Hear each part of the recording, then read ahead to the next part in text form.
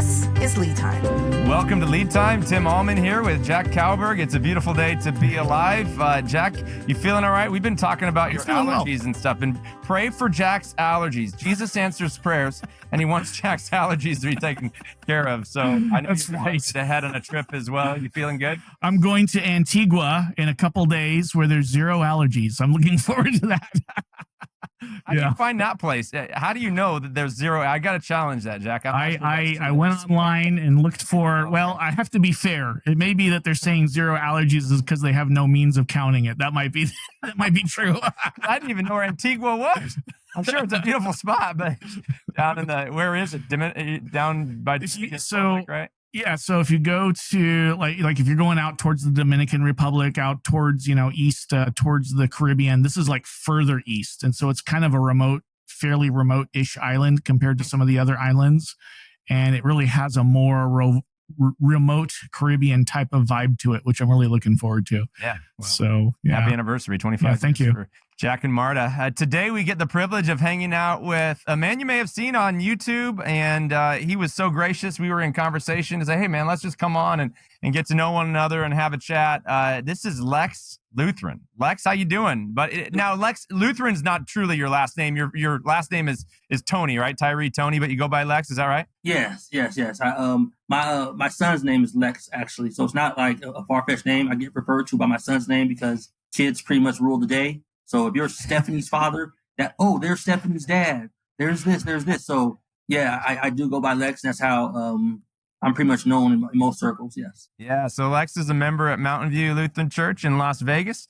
Derek Clem, a longtime friend of mine, and we're going to start out first before we get into your ministry and kind of the Wittenberg Project and all of that. Just tell people kind of your journey through other means of hearing about Jesus, following Jesus, and all the way to confessional Lutheranism here in the LCMS, man. I'm glad Jesus led you on that journey. Would you tell that story, Lex? Oh man, that's a long story. So I'll give the Cliff Note version. So there's never been a day that I didn't grow up knowing Jesus. My family's real into the faith and things of that nature, but it's more so a Baptist-y type lens. So I grew up with that, and that's fine, but from there you end up getting Baptists, and you end up getting dancing Baptists. Some people call them Pentecostals. And then you get hidden Baptists, what some people call non-denominational, 007s. So overall, it's a Baptist world. You know what I'm saying? So, undercover, is that why you call them that? Yeah, the agents, man, 007s. You know what I'm saying? We don't care about doctrine. We ask them to be baptized. They're like, no, hold up. Matter of fact, your baptism doesn't count because you were sprinkled. Really? Okay. Yeah. Well, no, I mean, that's like, no, that's what they say. I get it. That's their doctrine. I'm not saying they're not brothers. I mean, I'm just calling a spade. So, from there, I went to a Catholic high school. So going to a Catholic high school, I got familiar with liturgy and various things, and we had religion class every year. From there, later on, I got introduced to Methodism. And then, this is the fast track, you know what I'm saying? Yeah. And as an adult, I started wanting to, I hate to say, like, know what I believe. I knew what I believed already. I wanted to actually read the Bible myself, and not on some, like, I have a better interpretation than everybody, but it's I should be in the Word. I should be covered in the Word and stay in the Word. So as that happened, I started running into things where it's like, this doesn't really go with what I was hearing, and I actually ran into my Lutheran. I'm trying to make that part be the more emphasis than other malarkey stuff. I had a coworker, and he was telling me how he grew up Lutheran, and he was telling me how he asked me a question because he knew I was reading John Wesley. I was reading various things about babies being baptized, and Methodists do baptize babies. But I came with the classic Baptist rebuttals because, like, who are they repenting to? Who are they talking to? Like, why? Baptism doesn't save, things of that nature. That's what we're taught, and people don't realize that. That's literally the landscape of what goes on out there. So I hop online and I on Twitter, I start trolling a couple of Lutheran pastors, and I ran into one who likes to engage, and we actually start talking and fellowshipping, and basically through those conversations, through those dialogues, I ended up getting more deeper into confessional Lutheranism. And my daughter was attending another church in Las Vegas. Anybody wants to visit, Mountain View is where I'm at. But there's Lamb of God. She was going to school there. So I met with that pastor a couple of times. And one day I went to two churches. I went to my Methodist church.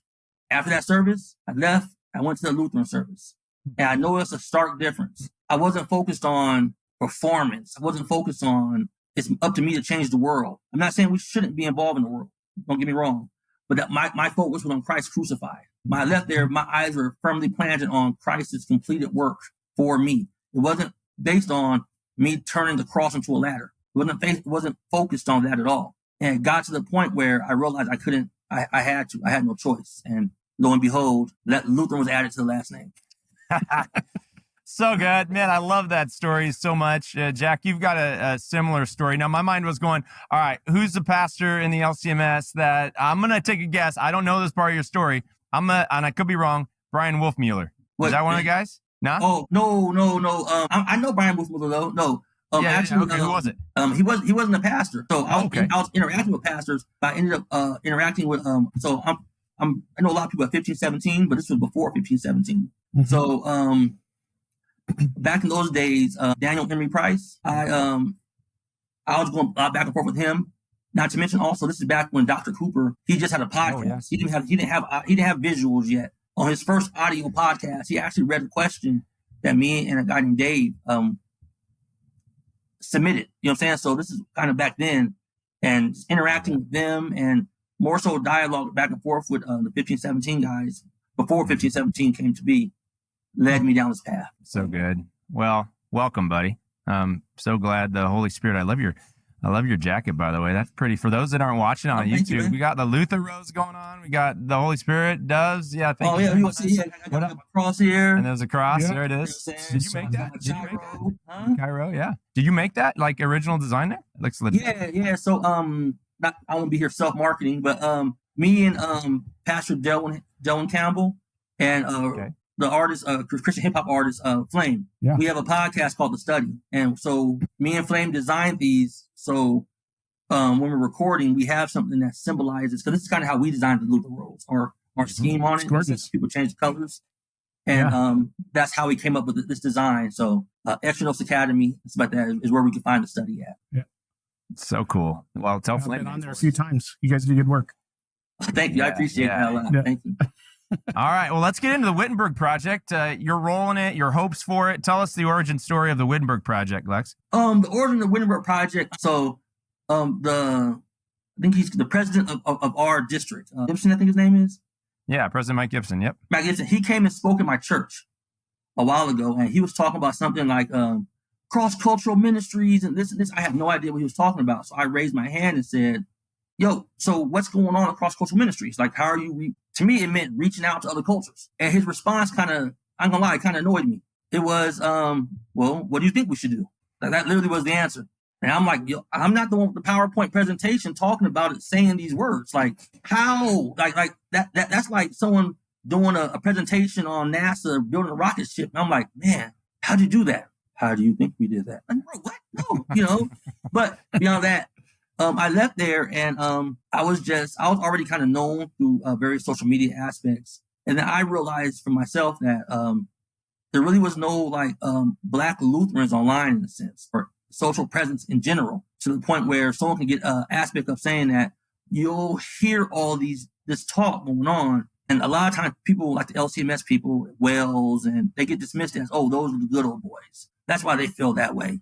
No, it's not. A lot of times people have a valid point. So in a sense, on my first ever thing I did on my channel, it was literally just me talking about the ELCA Preliminary 7. And that's one of the points I made is I'm not a pastor. I'm just a lay person who loves theology. But in the Lutheran tradition, we have other people than just, you can't just brush off. You can't just say, the good old boys. No, I agree with them. Let's talk. Mm-hmm. So that's how it started. And from there, it just transpired. I ended up meeting another person, Anastasius, who helped me with a couple videos he would do. And we just started putting videos out there and engaging with other people to show that there is, sure, we're not as we know, LCMS is 96% white.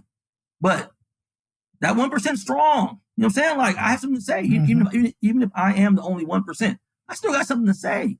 So in that regards, that's how it started. And from there, it transformed into actually not just being something I rant on my thoughts and things going on, to more so a sense of where I'm interviewing pastors, I'm talking about issues, and things of that nature going forward. So that's how that started. And then I more so primarily focus on Externals Academy with Flame, but my personal one is Wittenberg Project. That's how I kind of do my operations. So good. I should have asked before, what's your husband, father, vocation, but then in the marketplace, are you out in the marketplace at all? What's that? Oh, I'm in the marketplace, baby. Anybody looking single? Hey.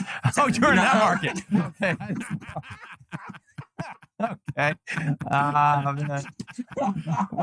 What's your job, Lex? You have a job outside of being in that market? Okay. Hey, Jack, where he opened that up sounded like that, didn't it?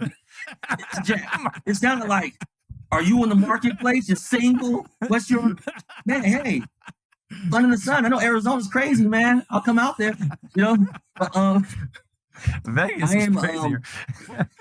I am an accountant. So basically, I count casinos' monies that they don't share with people, and that's pretty much it, man. I'm an accountant, pretty kind of high up. Like I've been one for Bellagio, a whole bunch of big ones, but now I work for another one. So that's my actual vocation I do day to day. That's cool. Yeah, we got way more in common. Yeah. I got involved doing church work through finance. Oh wow, yeah. Yeah. Mm-hmm. That's really funny, man. Yeah. You're great. All right, let's get into LCMS. So you've been in the LCMS as a member, say how many years now? Oh man, I would say as an actual member, 10 years. Okay. But before that, I would say I've been invested in the theology of it for more than 13, something like that years. Gosh. Okay, good, great, awesome. That sets good context. As you look at the broader landscape, I mean, we've been very kind of to the point on a number of things that we see as opportunities for growth in the LCMS as we carry the mission and message of Jesus out to a dark and dying world.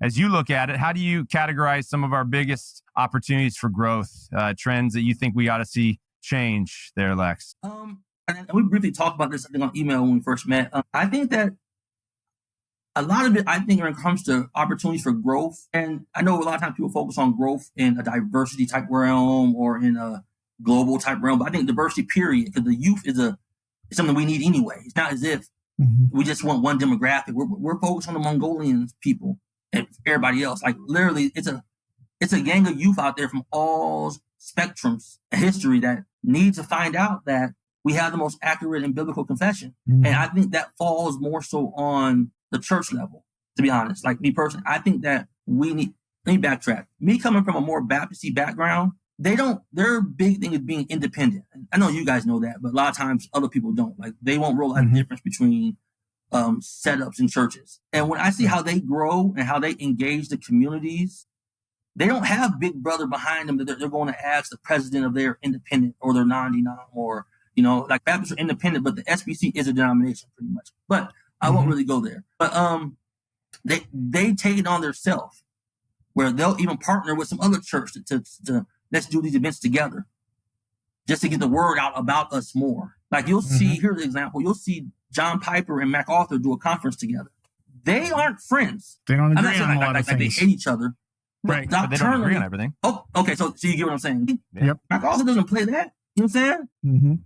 But for the sake of getting their heterodox theology out there, they'll come together. I'm sorry, man. I don't throw punches. I don't pull punches. Sorry. That's pretty much why the name Lex is my son's name, but it took off. Lex Lutheran. Like, it is what it is. But they will get together for the sake and the good of that. Now, pure doctrine is important. So I'm not saying we need to go partner with some Anabaptists. I'm not saying that at all. But I'm saying in regards to the local level, we have, like my church, Mountain View. There's another church like 8 to 10 miles away, further west. We don't do things together. And a lot of other Lutheran churches I see, they all operate as themselves. And it's like, we need to pull the resources we do have on the local level. And we can't just always look, what's Matthew Harrison think? Or is Daddy going to say yes? And actually get out there and do it, foot to ground. Or my neighborhood we need to get out there, and be active. That's the main thing I see. Yeah. It's wow. We're in an interesting animal in our church body because we are very congregational, right? Yeah. But the pastors are a little bit more hierarchical, let's say, than your typical Baptist kind of collaboration, right? And so it's kind of like we're two things at the same time, independent and unionized, at the same time. And sometimes it gets awkward to realize where those boundaries are and where do we have permission And, where should we just assume that we have authority on stuff? And sometimes that's a messy dance. It is. Jack, Yeah. I mean, if we were, now this is ideal world. We don't live in the ideal world. We live in the real what is right now. But if you say we're starting a denomination and we want to grow and we want to reach as many different people as possible, say here in the East Valley, Vegas, etc., Phoenix, right? So you would probably have one brand that had multiple locations with multiple preachers. This is one way you could strategize. Mm-hmm. And we're getting killed in the non-denom multi-site world here. We just down the road, and this is not a competitor. Although we are prideful in the appropriate sense of our confession, our Lutheran confession, but there's a new competitors. There we go. That's fine. Well, they're bringing a different gospel, right? It's all under the Lord. We can get into the details there, but we differ in the sacraments primarily, right? And maybe the way the word works. But they just launched a campus right down the road from us, Lex. Opening day, 2,000 people there. And they'll be sustaining a new campus, and they're thinking at a scale that is way beyond us. My doctorate was in the traits and characteristics of pastors who collaborate in mission. I know that's a mouthful, but the ultimate hope was basically what you're saying. Pastors and churches should work together, are actually the infrastructure of the way circuits are organized. We're supposed to be collaborating, but I did research across the synod. This was about 7-8 years ago, and was looking for stories of collaboration, even building towards scale and kind of shared ministry to reach people in all different rural to suburban and urban places, and found few to none, no stories around strategic circuits getting together for forums, convocations, doing their thing, encouraging on new starts, all that kind of stuff. Like it doesn't happen. And the end of it was the circuit visitor training has not been appropriately missionally oriented toward coming together, unifying around our common confession, and maybe even strategizing. And you could do this with multiple brands, multiple types of churches, saying, hey, we're all going to come and share these operations. We're going to build some scale. Like, we have so many different churches. There's some large churches here in the East Valley, but we're not functionally partnering together towards scale. Now, I guess I could challenge that to a degree because we've got Concordia plans and a number of us serving, and we have this kind of wider umbrella of services, RSOs and synod, and there's a lot of benefit to those as well. But when the rubber hits the road based on circuits and congregations, pastors working together, you're exactly right. We're supposed to be congregational and collaborative, but there's a competitive element even within churches in the LCMS, and it hurts our mission. So let me add to the critique a little bit here, because in my experience, the strong, tight LCMS identity means that we tend to, when we talk, we're talking to ourselves, and we're not necessarily collaborating outside of ourselves, which means a lot of times we're missing some of the innovation that's happening outside of our context. Like, one of the things I can say about the non-denom churches is they've mastered scale, they've mastered operations, they've mastered marketing, they figured out how to engage with large peoples and do things much more efficiently than we do. And there's opportunities for us to learn from that while also maintaining the same theology that we have in place. I'm not advocating about anything about getting rid of our liturgy or our theology, but you can learn a lot of practical things by crossing that denominational barrier.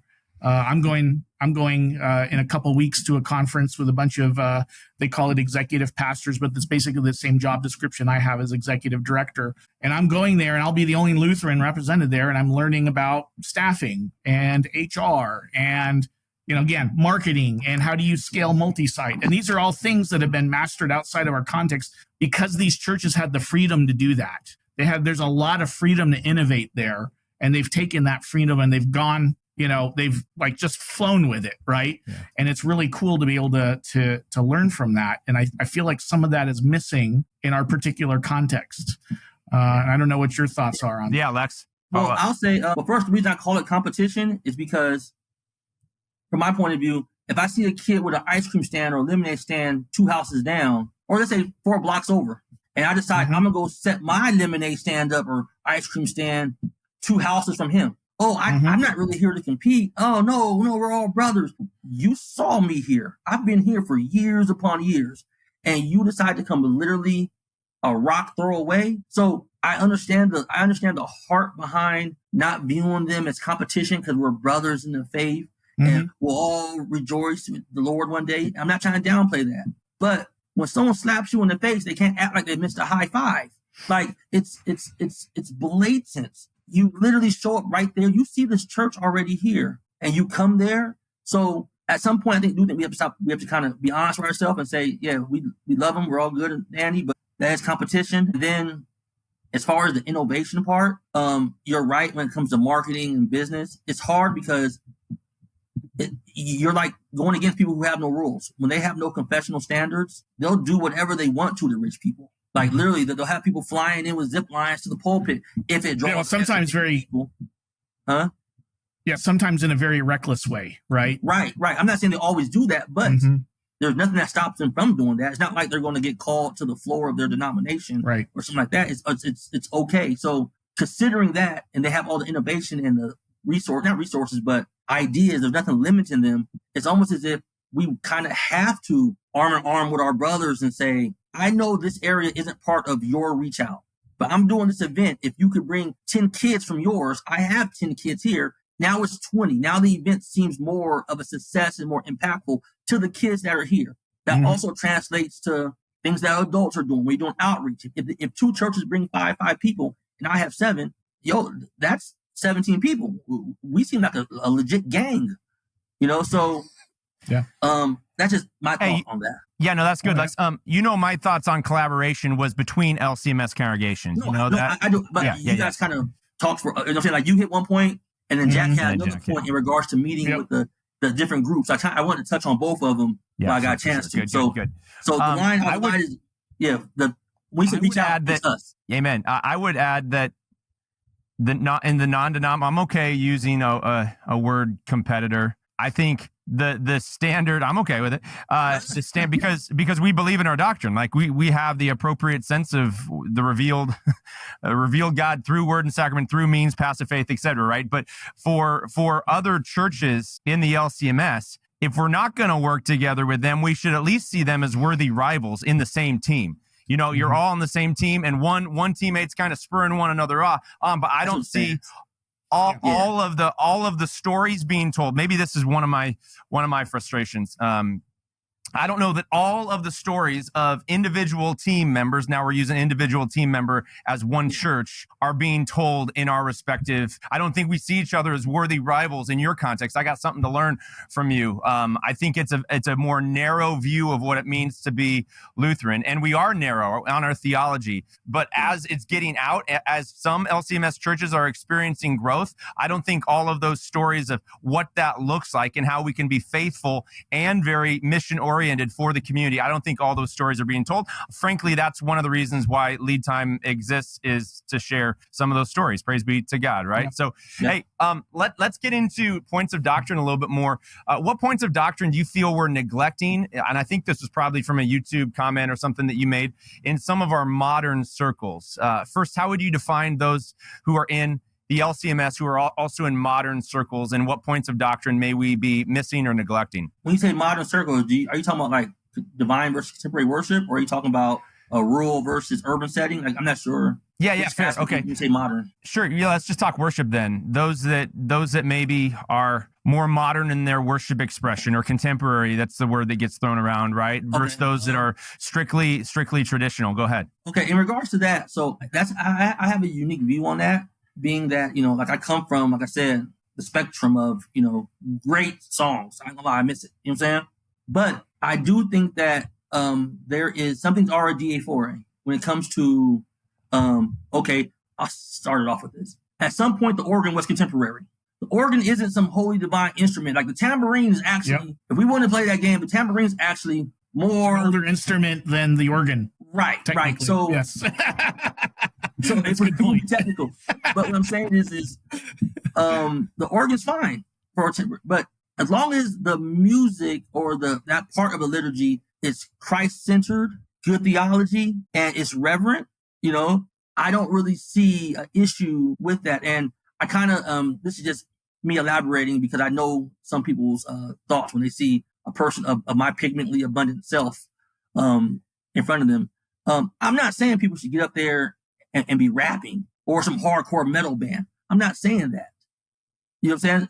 But I am saying there are different structures of Christian worship music and song that don't have the organ as lead, that might have the piano, might have a little Spanish guitar going, it might have somebody singing in different modes. Because even now, me and Delwyn laugh and joke about it that my natural rhythm count of 1, 2, 1, 2 doesn't always fit the German hymnal. Sometimes I don't know if they're going by the 3 count or what, but it catches me off guard. So in regards to that, people should be adhered for it. But I do think there are standards, even in contemporary, that define this as Lutheran.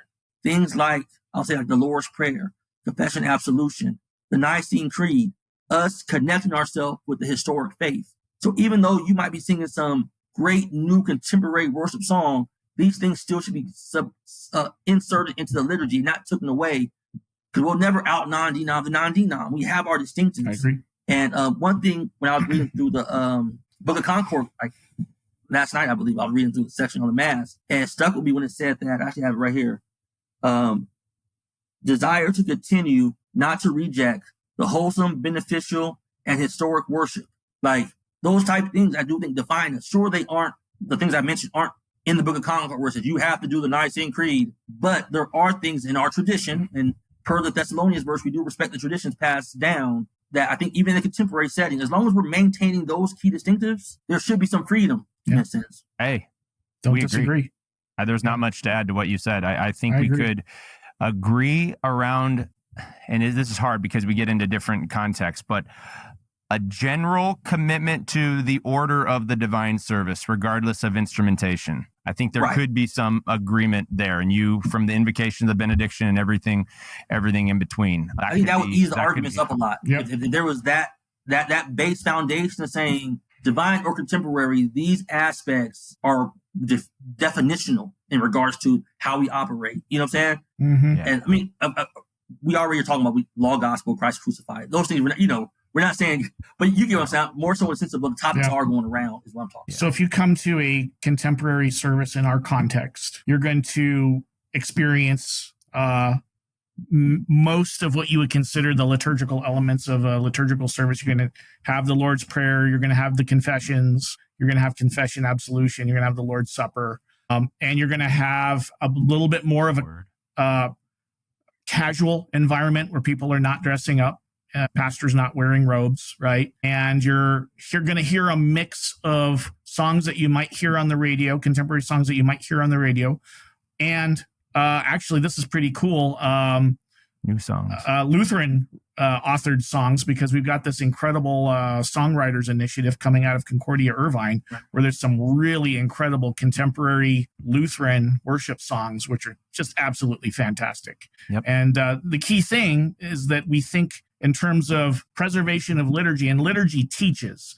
It teaches and it confesses, right? And so that's the beauty of it. I can go on and on about the power of memorizing the Lord's Prayer because it's taught in worship every single time. I think, I would give the story. I was trying to comfort my mother-in-law, giving her some gospel in her final hours on earth. And I couldn't tell that she could recognize anything that I was saying. Right. But the moment I said the Lord's Prayer, she was able to join me, or at least kind of participate in it, because it had been burned into her brain because of liturgy, right? Yeah, and that's the beauty of it. Yeah, and we have contemporary at my church. We have divine service and a later one, contemporary. One thing I will mention is a lot of times when we have these conversations like this, and which it's a beautiful thing. We have a lot of cradle Lutherans as pastors and all throughout the whole synod.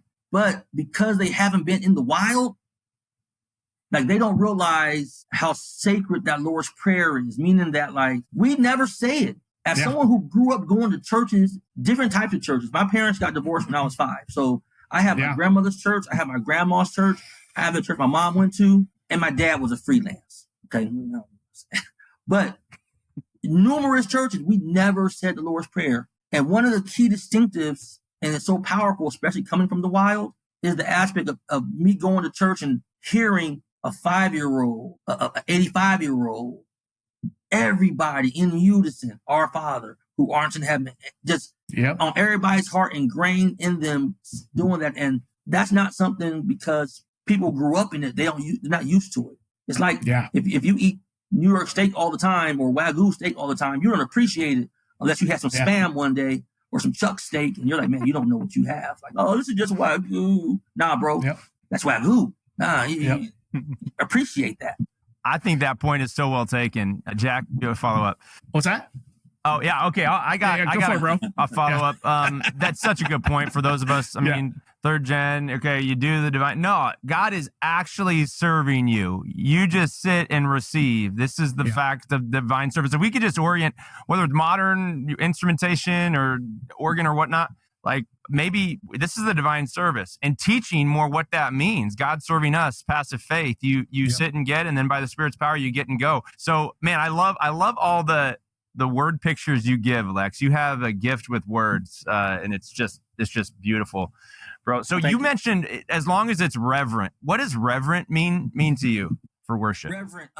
I don't want to see a person in the pulpit with pasties on doing that. I don't want to see a pastor cussing from the pulpit. I don't want. I mean, these sound like far-fetched examples in our realm, but going the wild. Yeah. Sometimes we think the grass is greener on the other side, but I hate to tell you that. That's AstroTurf. It's spray painted. It's not real grass. It's not real grass. You know, like you'll see people. It's there's no sacredness to it. You know what I'm saying? Like a song might be heretical, might have notions of that in it. It might not even be about God. It might be about you. My season's coming, my breakthrough, and things of that nature. Where Christ is just a means. He just enables me to go get this bag. He's not really focused on forgiveness of sins. It's the power I'm getting from him. So when I say reverent, I mean honoring God in his correct place and realizing that without him, there's nothing I can do. I am receiving from him. I am looking at him in his majesty on the cross. I am forgiveness of sins. I am thankful. So when I leave here, one thing I like people say is that you can get the God, even if the pastor has a horrible sermon. Mm-hmm. Let's say he loses his voice, he starts doing sign language, but no one knows sign language. You'll still get the gospel from the liturgy. You'll still get the gospel from the song. Reverend, I think, falls into that line. Yeah, I like to joke that confession and absolution is there just in case the sermon doesn't land, right? Exactly. Yeah. Well, let's use this word. I had a member come in, and he was wondering about our use in a few sermons of speaking against the sin of pride. I think words are kind of funny. And he was like, I about left the church, Pastor, because you keep saying pride is a bad thing. And I was like, well, what do you mean? And he goes, well, I always say, like for our girls, he's a coach, that you should have pride in your work and you should have pride in your school and those types of things, or even pride in your country. And so I was like, oh my gosh, he was talking about the appropriate sense of an identity centered in love around building up his young women in the faith, right? In the faith. And I was saying pride is like, I don't need God. I don't need anybody else. Like that's a sinful sense of pride. Isn't it fascinating the way words work, and they have to be defined. And I think sometimes we don't give enough attention and care for one another to walk through, define what you mean by that. I think too often, and social media doesn't help us with this, Lex, too often people, that's why when you had some comments, and we're going to get into some specifics here, like, I don't know that we're saying, hey, I got to hear more about that. You got to come. And you hear from when Paul's doing his travels in the book of Acts, and while there were Gentiles, I'm thinking of Festus, and like toward the end, hey, you got to come back. These government officials, they're like on the fence. They're kind of even thinking Christians are crazy. But there was something about Paul that said, we got to hear you again. And I guess that to land back on some hopes for the LCMS, that we would have the time and attention for our brothers and sisters in Christ who say things that to our ears just sound a little bit off, Hey, make the phone call, make the call, get on the podcast if you have a platform that you're kind of talking about stuff. We got to cross the aisle in the LCMS before we can unite in mission. And defining what we mean by certain things in our context is very, very important. Anything to add to that, Lex? No. In that context, I definitely agree with you. How you mentioned, for instance, how you reached out saying, hey, would you like to come on so we could talk? Or like you just did, what do you mean by reverent? Rather than assume and just run off, not saying you would, but in that conversation, and let's say not put best construct on, or even put best construct on. I might not have my definition might not even apply to your best construct. Maybe my aspect was horrible. You know what I'm saying? You're running around. That's actually good. Ask.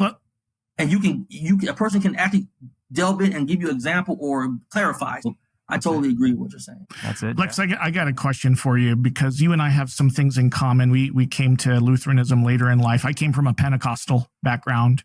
Hey, got the dancing. Yeah. See a two-step. What do you think? What do you think from your perspective, from your own life? What do you think Lutheran churches can do? I think we keep the really great liturgy core to it, whether it's contemporary or traditional. But what do you think Lutheran churches need to be doing to create hospitality for people across cultures? The people that don't have a German background, what does it look like to do that type of outreach and to create hospitality for people so that they can come in and they can get and experience this theology, experience community with other Lutherans? So due to the things I do online, I kind of run into this a lot, to be honest with you. Yep. And I'll say, I hate to say truly believe what we say, but realize that, like, for instance, I'll use a Pentecostal example. Mm-hmm. Majority of the time, people think that people who aren't Lutheran are going to have a hard time believing that Christ is really present in the host and the wine. Like, people who are come from a Baptist, non-Lutheran background, like, it's going to be like, that is a stumbling block for a lot of people. Mm-hmm. But for Pentecostals, that is that example you're mentioning, they have no problem with those things. Like, they believe a guy can make your foot grow, and they'll watch it on TV all the time. Yep. You know? So really stand there with your chest out, 10 toes down, and engage this conversation. We are working with scripture here. You know, and I won't say be bold, because people think bold means like you run up in their face like, hey, come read this book of Concord. You know, nah. But when you talk to them, know that you have the confidence that this is backed up by scripture. And unlike other people's confessions, ours has been vetted. Now, we actually submitted to Augsburg, like, yo, this is what we believe. Yeah. And then got feedback in the computation, and then went back. So it's not just a statement of faith page that we stand upon in our historic tradition. So I think in regards to making people feel welcome, it's being active enough to actually talk to them, engage them, really delve in and push back. Or if they push back, don't take it personal, engage and go forward, and just really have that as a missional mindset. Now, everybody's not an evangelist. I get that. Everybody's not an office of pastor, but everybody communicates. If it's sign language, if it's conversation, man, if it's drawing pictures, however you want to do it, we communicate some way with each other and be open to those conversations with your neighbor. Because me getting invited to Lutheranism I'm 5'9".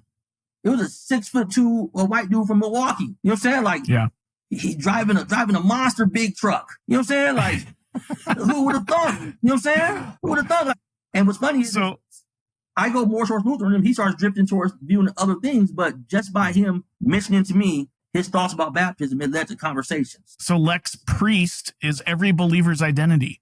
Isn't that wild? Every believer is part of the priesthood, right? So priest is part of our identity, whether we're good at it or not. Isn't that interesting? Beautiful thing. Beautiful thing. Whether we're good at it or not.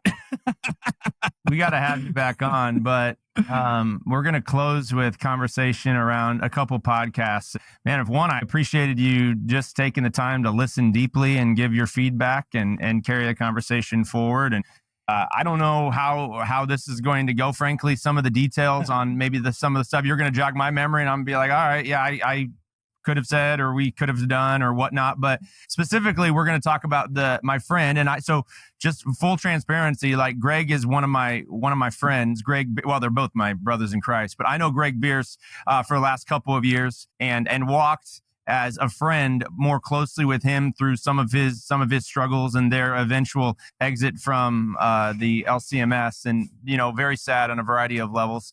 So I just have a little bit of emotion, because I've had like way more conversation behind the scenes and what was obviously public with my brother there. And then Greg Manning, Greg hosted the Large Church Network Pastors Conference a year and a half ago in New Orleans. And so, two very different conversations, but what would be, they were, I mean, the context of both of them were very, very different. But what was your take generally on Pastor Greg and his congregation, and unfortunately kind of how that whole story kind of unraveled, Lex? So first thing I see about Pastor Greg Bears is his outreach is amazing. Him being able to actually walk through the neighborhood. I know people who've been to his church who actually been out there with him, talking to homeless people and sharing the gospel with people. So by no means am I bashing that? You know what I'm saying? But I will say that during the conversation, and that's nice. You guys are friends. You know what I'm saying? But when you're talking to a friend, sometimes things slide. Like even one time, Jack had to clarify, you don't hang your hat on baptism, and he did clarify it, But when he said that he had a person not called, not ordained, preaching from the pulpit, he made it seem as if it was like he just got up there to talk about foster care. That guy's and I went just because I'm like, oh, let me check this guy's church out, see what the issue is after watching your podcast. He's had 3 full days of full sermons of literally. It's not like a brief infomercial of, hey, we're doing this in the community for 3 or 4 minutes. It was like literally a violation of that statute that it might sound small to other people, but considering in a Pentecostal world, you wouldn't have a cessationist in the pulpit. So literally we're having someone who might deny Christ's body and blood, who might deny the washing of regeneration of baptism, who you know what I'm saying? Like, and he might actually hold to it. But as a person in the pews, I don't know if this guy, I didn't sign up for whatever his confession is to be leading me. Mm-hmm. And the downplaying of that, I kind of took personal, like, no, that's not okay. That's not okay. And if anyone wants to check, it's like 3 dates. It's all in 2023, like going from, I think it's from like May to September. But did Greg? You can educate me here because I haven't looked at those sermons, but or non-sermons, whatever you're supposed to define it. But did he kind of set it up at all, or did he kind of wrap in and around? Because from time to time there may be a ministry leader that comes up, and I may have like a conversation. I've interviewed some people before during a sermon time and kind of had a pre and a post law gospel kind of declaration, but we don't. That's by far the exception for us. So yeah, did he kind of set it up and then close it down, or how did it go? Well, from watching the live stream, and I try not to watch ones that are just like a clip of the sermon. You know what I'm saying? So the full hour 15. And this is no knock to him, but he was out of town. Yeah, so that can be rough. So I'm not saying that they might have been familiar with him, from previous things, but the way it wasn't set up. There was no introduction of, he's here to talk about this. Let's lend our ear to this, So there was that aspect. And then I get it. He prays a lot. I don't want to downplay that, but the removal of the Lord's Prayer, as if those are comparable, or that we talked about earlier, the power of the Lord's Prayer. Yeah. Like that right there is like, and then, like I said, those things, when I started watching his service, a couple of them, I don't see no confession, like no creeds. You know what I'm saying? It's like, there's things that are distinctive to us, which all culminated when he said, I'm not in the business of making Lutherans. So, and then, like I said, I don't want to take up all the time, but to me, it makes sense why all those things are missing, because to me, I don't, for instance, Tim, I know you're a Pastor Allman. If you meet someone who's not a Christian, you're going to teach him to what you consider the most faithful, true expression of the faith is. You're a Lutheran pastor, so I presume you think that the most true, faithful form is Lutheranism. In a sense, you're making Lutherans. Like, there's no way around that to say, I'm not in the business of making Lutherans. So are you teaching them Amish doctrine? Are you teaching, like that made no, it sounds nice when someone says it. I'm not in the business of making this, but here's all the ingredients to make that. It's just, those things all culminated to where I kind of had an issue with that. And I get the Matthew 18 part, those things he was saying. I do feel that he possibly could have went to them also. I'm not saying it would change anything. Just because someone's mad at me and they don't follow Matthew 18, I still can be the bigger person saying, hey, I'm in the back room of the church today. Let's talk. That's good. So those are clarifying, I'll say, issues. Yeah, one clarifying question and then a comment. Did that person that preached, I don't know the specifics. Did you hear anything that was like, oh my gosh, this is totally not Jesus or word? And we're getting into the details now a little bit, but did that guest who came, did they lead them further away from Jesus in some sort of a heterodox format, or did they lead them closer to? And that's probably debatable, but I know the risk, so I get the argument. The risk is always there for sure. But if a person is talking around a certain opportunity to bring light and love into the community, and they're looking at maybe the parable of the Good Samaritan or something like that, and they're teaching about how Jesus doesn't pass by. Jesus is that Good Samaritan and comes to us. Like, was there anything that was like, ooh, that's questionable? Because if so, then yeah. And if not, then I think it's not a normal practice, but it's based in that context and the pastor's desire to reach people in partnership with said ministry and get his people out in mission. I'm just curious if you think there was anything that was like, whoa, this is whack. Yeah, I wouldn't say there's anything heretical. I will say that it wasn't a real law gospel dynamic. You know what I'm saying? Sure, right. And to me, that's not even a fair critique, because our pastors, you guys are drilled and trained to, this sermon has to be Christ crucified, has to be a law gospel dynamic. It has to be. That's in our DNA. It's facts. I should say but that's in your guys' DNA. So I guess it wasn't heretical, but it was a typical probably non-denom type sermon, which I'm not saying it's heretical. I'm just saying it wasn't right.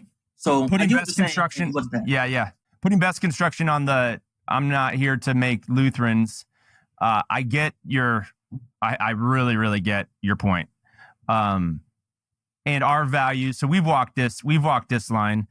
Our values here are Jesus, Christ crucified, risen, reigning. It's Bible. We are people of the Word. We're grounded in the Word, and then we're rooted in a Lutheran LCMS tradition. So Lutheran sometimes needs a brand overhaul. Maybe we'll kind of, before we get to Greg Manning's comments, like Lutheran, ELCA, all the struggles there, and so what type of Lutheran are you? And so you do have to say, no, I'm in the LCMS. And if you're in the know, then you know that it's a confessing, conservative, biblical church body. But talk about the brand of kind of Lutheranism, given the deep dive off into, well, I would say even in many respects, worse territory than your mainline non-denom in the ELCA today. So any comments about Lutheranism as a brand, if you will, Lex? As a brand, hopefully I'm talking about it in the sense that you're engaging. As an overall brand,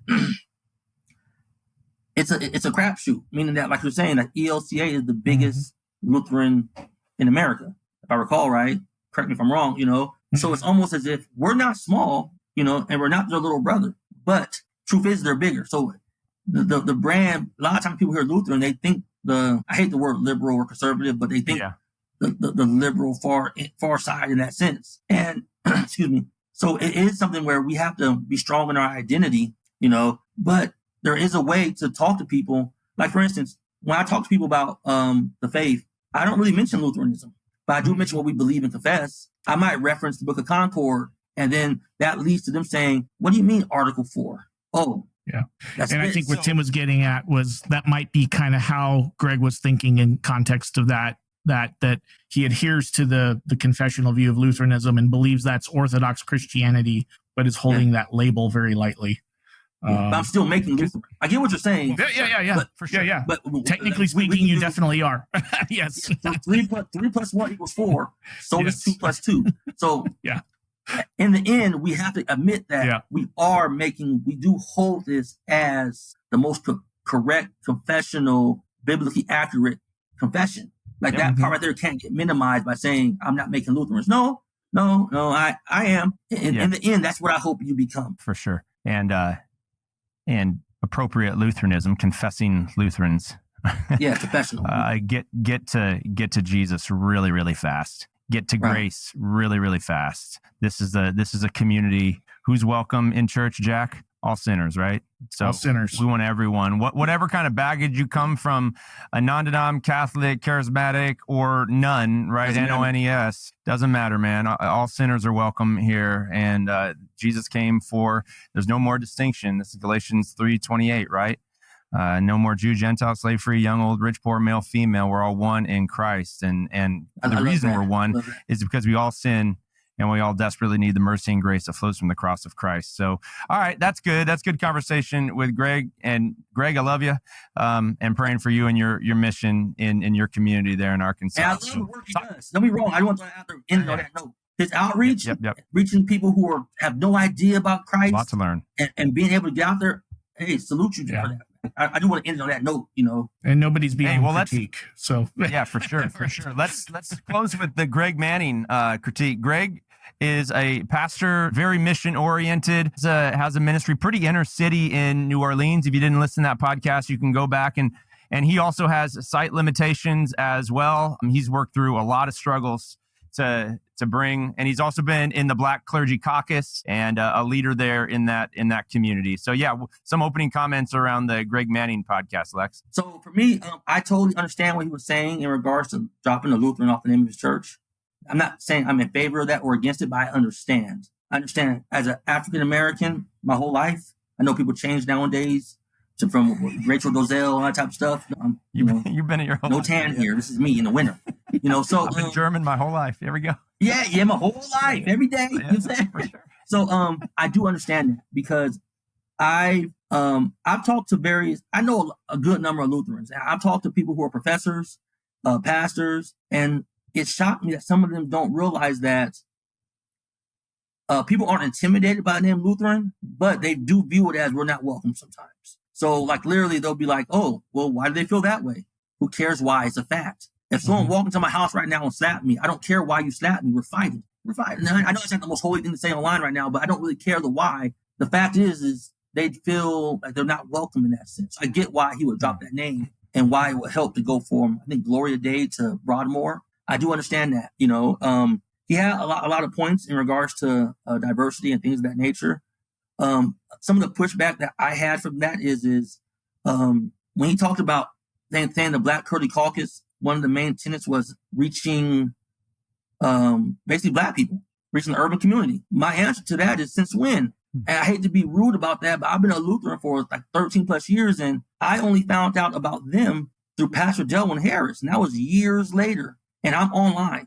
Like, I don't want to downplay what they try to do, but sure, instead of sitting there blaming, kind of go back to our original conversation about more ground level stuff. Everybody wants to blame Senate. We need more money. We need more this. And then I look at where I'm from and I see all these independent churches doing it.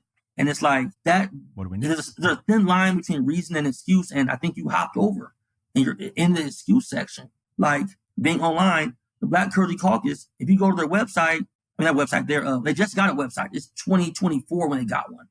The internet's been around. It's people who are voting age now since the internet came out. You just got a website, but you're here to reach the youth or Black people. Like we're not online. Is that the reason? That doesn't make sense to me.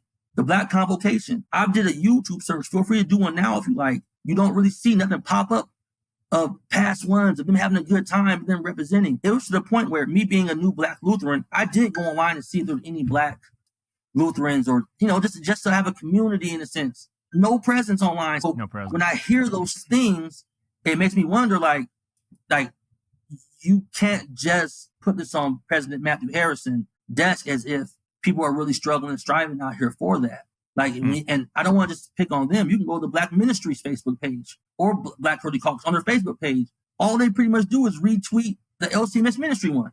Like last year they had for First Rosa Young, they had a memorial service at one of the churches down south for Mother Lutheranism.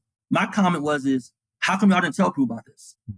I would have loved to watch. Yeah, I would. People don't even know that we had a Black college. It's closed now. People don't even know. And to say, oh, well, they don't really give us funding. Why would I expect, and this is not to put race too much on it, but I shouldn't expect someone who's not from my tradition, not from my cultural background, to be able to have more impact or more knowledge reaching my community than myself. So to sit here and point the finger all the time at the sin and other people when I'm not seeing no real Facebook presence, no YouTube presence, no Twitter presence, no online presence at all, really, but your claim is that's the number one goal of it. It rubbed me the wrong way. Like, ask someone who was a Black Lutheran who came in here and had to do his own thing and had to build from the ground up. Not saying we shouldn't have to. Like, for instance, this isn't like spilling no tea, but my friend Flame, he's been to youth gathering. Yep. He's been on KFUO. He was at the convention. He's been to numerous other things. Has he been to the Black Convocation yet? No. And I know the question will be, well, has he been invited and turned it down? Not the case. I can speak from that. Like I said, I'm literally in the camp. You know what I'm saying? So I think that, and I don't want to sound bashful, but at some sense, we have to take ownership and realize, like, nah, we have to do this. We have to get out there. The main reason I'm here today is because there was no presence, and I had to, like, yo, there's Black people over here. I want you guys to get the true historic confession. So good. With no resources behind me. YouTube is free. YouTube is free. Don't tell me you need more money from the Synod. You don't. You can get online and get a presence. And I'm not saying I'm patting myself on the back, but I got things that I did without Flame with 7,000 views. Mm-hmm. I'm going to BPM and other conferences, and there's people coming up who recognize me. Yeah. And I'm a nobody by no means. You know what I'm saying? This guy, they're certified and everything. So that's my that's good. Jack, you respond and then I'll respond. A little more complex. Well, no, I think that's where I was saying, like, the type of leadership that you and Flame have been doing is precisely what's needed. I mean, people need to see Lutheranism as something beyond a white racial identity religion, something that people of all different ethnic backgrounds, it's for everyone. It really is for everyone. The gospel is for everyone. The sacraments are for everyone, right? And that's where I just need, our church needs people with as much passion as what you and Flame have. And I think what you're seeing is, like, what it means to influence people has radically changed, right? I don't want to get into politics here, but political campaigns are different now than they were 20 years ago, right? It's podcasts, it's online, it's the traditional media is not the thing that carries you anymore. And I think the same is true more and more with evangelism, right? We need to have a more modern approach, and it's champions that are going to go online and share the faith boldly that I think are going to have potentially the biggest catalytical impact of bringing, crossing traditional ethnic barriers. That's my perspective. So I think your criticism is fair in the sense that, we're just trying to replicate something that people is not necessarily accessible to people, but just saying that it's Black or it's Hispanic or whatever, right? That it's got to be a bigger, broader initiative than that. And I agree with that. And I think the critique is fair. And this is why we need to get better at doing both and, saying and rather than but. Yeah. And for those that have been in the African American community for any number of years and with generations of struggles, and sometimes we speak out of our wounds, right? We weren't, and this is what Greg would say, Pastor Manning, there have been opportunities for him to be in respective rooms and he's not been invited. So does it come across as kind of victim? Are there some wounds in that relationship with Synod? To be sure, what's going to win the day, Lex? It's confession and absolution. It's saying, I put the worst construction on this. I wasn't invited. I don't know why. And hopefully we can work toward honestly owning our contribution. We do a lot of work on difficult conversations and stuff. And the quicker I get to own whatever my contribution is to the dysfunction in our relationship, the better, man. First one of the cross wins. And so between whether it's in synodical leadership or local leadership, the individual and the local ministry needs to take responsibility for working toward unity and reparation of those, repairing those struggles that are deep. And race in the American landscape, it's one of the struggles that we got to work through. And I like your point, though. And this is kind of the heart of ULC. And around leadership development, don't just argue and just kind of moan and groan, right? Just try some stuff, Try to move out into the uncharted waters, right? And try some stuff. That's the heart of everything we've been doing. We've not even gotten into leadership development, but we just been running some tests. And, from time to time, do we get a little frustrated because Synod and conventions move slowly? I guess it is what it is, right? It's a 200-year-old church body that's been around, and so you've got some structures and bylaws that you're just kind of working through. And let's just keep working at it. I hear from local church pastors to innovative leaders like yourself. Let's just stay in conversation with the upward aim of reaching more people with the gospel. Can we all unite around that and our clear confession of word and sacrament, law and gospel? And all the Lutheran tensions that, it's in me, Lex. Yes, I went through the system, but this is how I articulate the faith, because it points people to Jesus, points people to grace. And so I just think we have some room for growth. And I'm glad you bring up the Greg Manning podcast. We have room for growth in terms of confessing our sin to one another and receiving forgiveness. All of life is confession and absolution. And if Pastor Greg Manning want to reach out to you and have a conversation to clear anything up, I'm sure the door's wide open, right, Lex? If anybody wants to connect with you, go ahead. The door's wide open. To be honest, I reached out to Black Curly Caucus and Black Ministry before. I reached out. Yeah. So I honestly doubt they will, because obviously it wasn't reciprocated, and I'm not saying that negatively. That's fine. You know what I'm saying? But it's hard to sit here and put best construct on and come to a different conclusion when it's, I see no presence, I see no effort in that sense. And then I'm like, hey, I'm just happy to help any way I can, maybe highlight your guys' sermons and this and this. Yeah. And I get certain types of replies, or this is certain types of replies, and nothing goes forward. So the door should remain open as it is, but the door shouldn't be closed. We're all brothers within this synod. Amen. Amen. Hey, if people want to connect with you, follow you, where can they do so, man? You always can email me at Wittenberg prj@gmail.com. I'm online. I'm on Twitter. I don't recommend you follow me, but Lex_Lutheran, so. Why don't you recommend people follow you on Twitter? As you can see. What are you doing? What are you doing on Twitter? Well, from this conversation here, y'all probably can see that I shoot from the hip. I'm going to talk. I'm going to say what I think, Hey, I enjoy you because there is so much. This is why we could disagree. We could have probably found more things to disagree. And I think we handled the two podcasts pretty well, to be quite honest. Trying to give love and charity, but also truth.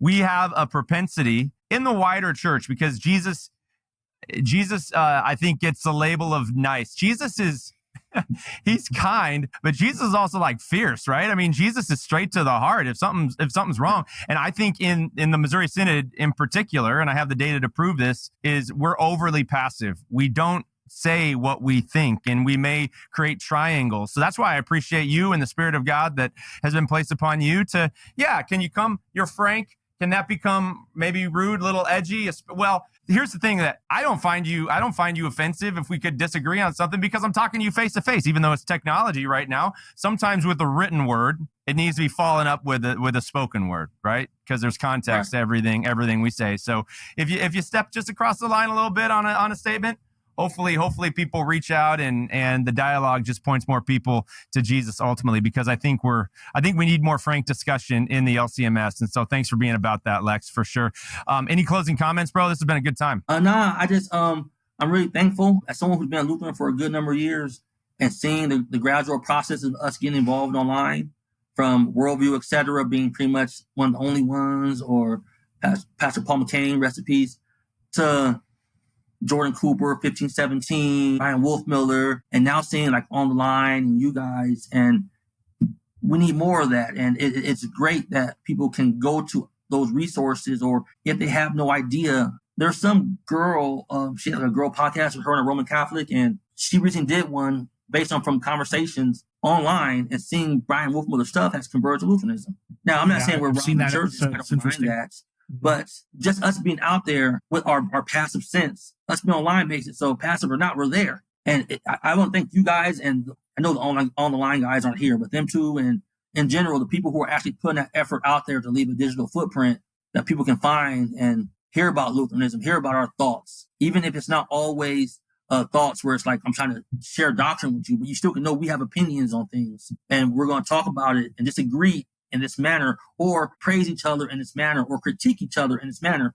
We're at the table. Yes. And that's all I can ask for. I remember, I know get long-winded, but I wrote a blog a while ago, and one of the biggest, most highlight moments online for me was Todd Wilkin commented on it, and from issues, etc. And kind of scared me. You know what I'm saying? But my topic was we need a celebrity pastor. It was a clickbait title, so I wasn't really saying we need a celebrity pastor. I was saying that we need somebody at the table. So when we have all these other big wigs out here speaking, we need somebody where it's like, what do the Lutherans think? There's a place or a source where people can say, that's the Lutheran perspective. So it wasn't really we need a celebrity pastor. I just did that to make people look at it, to be honest with you. But the concept of us being presence, to where when that talk's going on, you'll be able to find us. You'll be able to find our view somewhere out here. So thank you guys and everybody else who's out there in the world doing this thing. Thank you as well. Oh, Extra Notes Academy. Can't forget that. Yeah. I mentioned Dr. Cooper, 1517. Mm-hmm. I gotta mention my peoples also. That's right. Yeah, Extra Notes. Check out so Extra good. Notes Academy. Extra Notes Academy, Extra Notes, the book by Flame. So good. This is Lead Time. Like, subscribe, comment wherever it is you take these in. And I'm sure we're going to have some good comments there. And we'll engage and we'll grow as Jesus followers. Lex, you're a gift of the body of Christ. Welcome to the LCMS, my friend. And looking forward to connecting next time. It's a good day. Go make it a great day. Thanks, Jack. Wonderful work, Lex. God bless, brothers. God bless you guys. You've been listening to Lead Time, a podcast of the Unite Leadership Collective. The ULC's mission is to collaborate with the local church to discover, develop, and deploy leaders through biblical Lutheran doctrine and innovative methods. To partner with us in this gospel message, subscribe to our channel, then go to theuniteleadership.org to create your free login for exclusive material and resources, and then to explore ways in which you can sponsor an episode. Thanks for listening, and stay tuned for next week's episode.